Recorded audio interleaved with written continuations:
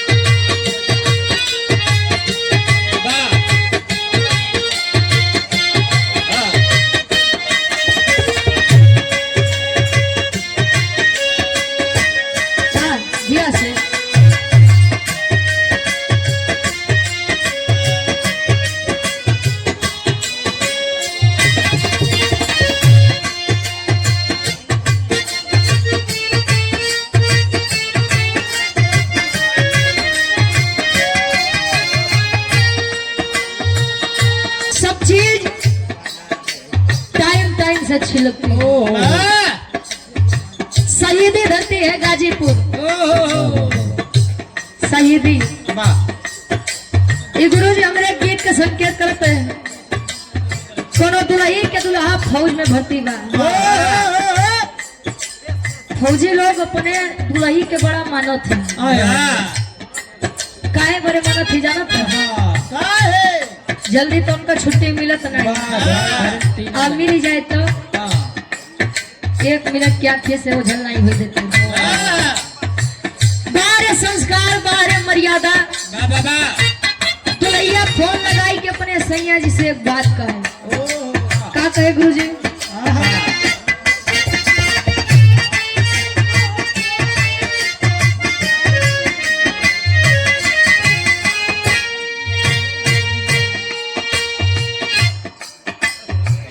जिनकी तेरा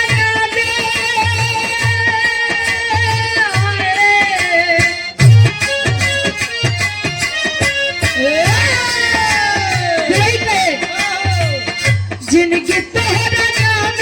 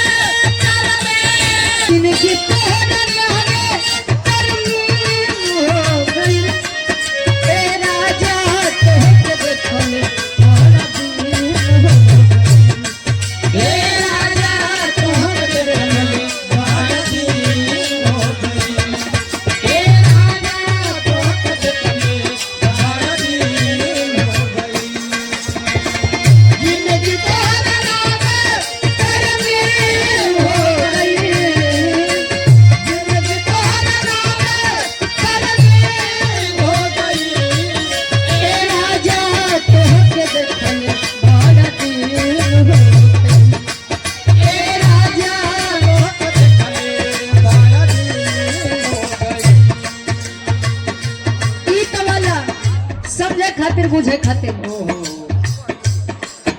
हमारे गुरु हमारे भगवान हमारे माता और पिता होते हैं। माता पिता न होते, हम न होते, आप न होते, पूरा संसार न होते। एक लाइन में बिटिया अरदास करे उस जन्मदायिनी माँ खातिर, एक लाइन में अरदास करे उस जगत जननी माई विंध्यवासिनी सारद माई खातिर। फरियाद मेरा मंच के माध्यम से कैसे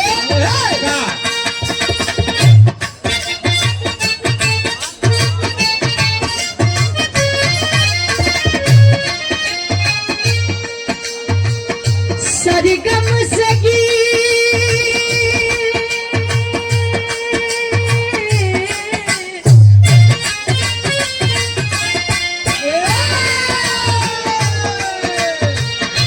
सरगम सगी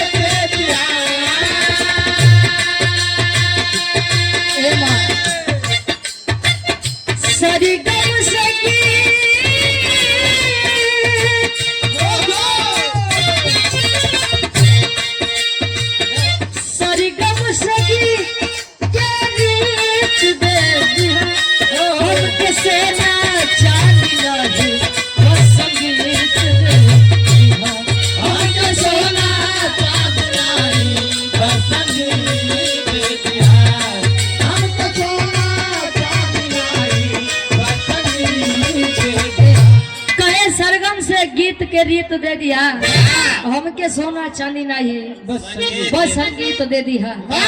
ई तो माई खातिर जे दुनिया के माई है। एक लाइन अपने माई खातिर कैसे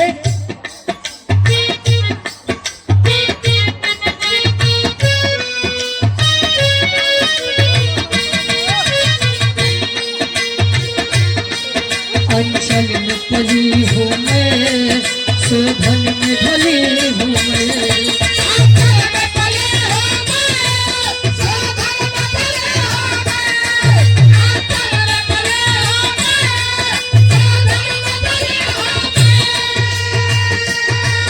मुझ पर कृपा कर दो, मन भेष कली हूँ मैं।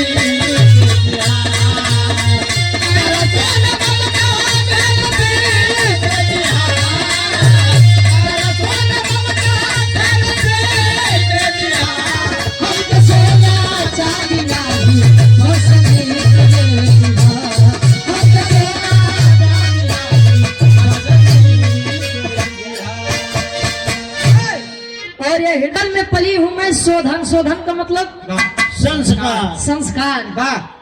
माँ जैसे हर महफिल में आके गवाती हैं बजाते हैं, वैसे आज इस महफिल में आइए अबोध हूँ माँ, कुछ गलती हो जाए तो माफ करिएगा। बिटिया आखिरी भाव में बतावे, प्रेम मन की तरंग लो बस हो गया भजन, आदत बुरी सुधार लो बस हो गया। अरे भोजन नहीं भजन यार, बिना भोजन के भजन न हुई। हाँ तो तू कलयुगी और का। ये मन बड़ा चंचल होता है, जल्दी तक भाव भोजन में रमत नहीं, लेकिन अगर गुरु जी रम जाए तू आसाराम को गुरु हो जाए, वही साहू है अजब सोच। आखिरी भाव में बिटिया बताए कि बिरहा जगत में हमारे माई बाप क्या, बिरहा जगत में हमारे खानदान का बा। अब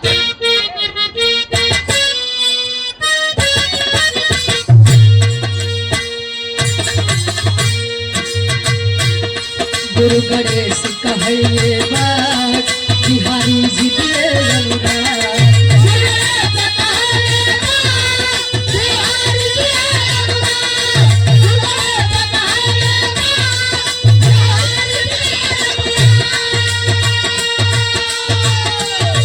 चंद्रिका की को अमलेंदु करे परिया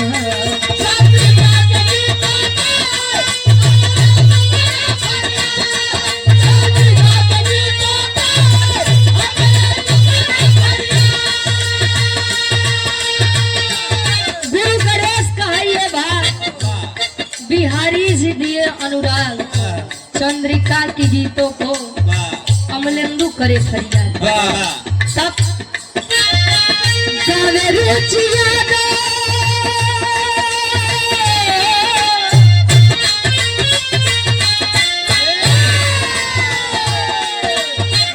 गावे रुचिया दो नरमीत दे दिया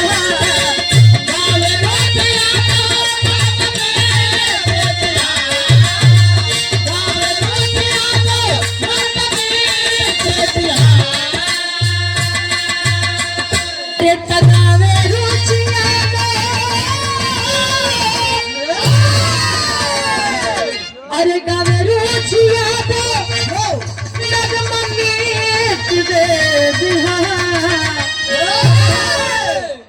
हम के सोना चांदी नहीं बस संगीत दे दिहा